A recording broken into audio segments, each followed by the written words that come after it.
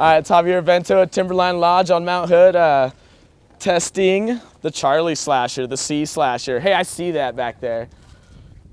But first thing you notice about this board is this huge gonzo nose. It's just like a big stick of butter. Lot shallower. It's going to be really huge taper if you see that. Another thing, the camber zone, right about here, right underfoot. Wait a minute, where is it? Where is it? Where is it? Right here. Right before the inserts, right here. It's going to kick up. Just nice Reverse with their patented flat kick on the very tip, which is really awesome. It's also going to have carbon stringers right here on the nose. So like because it has that reverse camber, that carbon stringers will really stop it from chattering. The back zone is just nice and flat, just really easy to ride. When you're ripping turns, because of the taper and that flat, you're pretty much only on that flat, just ripping around. You're also going to notice the tail doesn't come out as much as the nose. So just got that back seat the whole time in the powder.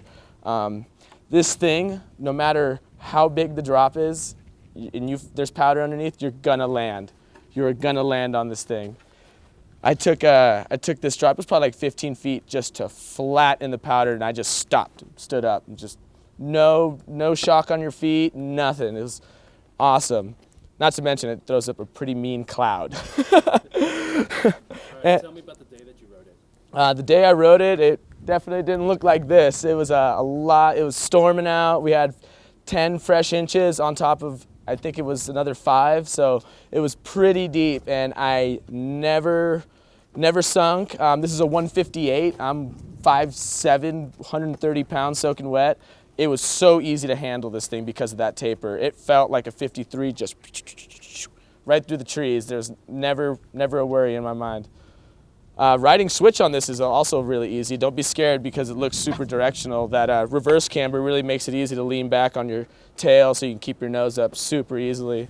This is made for your powder hound. This is like a board you take out like 6-7 times a year when it's like really deep and you can just rip it. But it's still really easy to just ride around on normal cat tracks.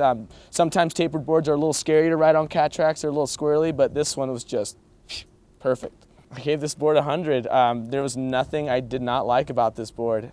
It was really easy to get used to, really easy to throw up slashes and rip and float and powder. Like, what else could you ask for out of a powder board? Would you buy this board? Oh yeah, I would buy this board. From what I hear, it's really not that expensive either, so I can dig that.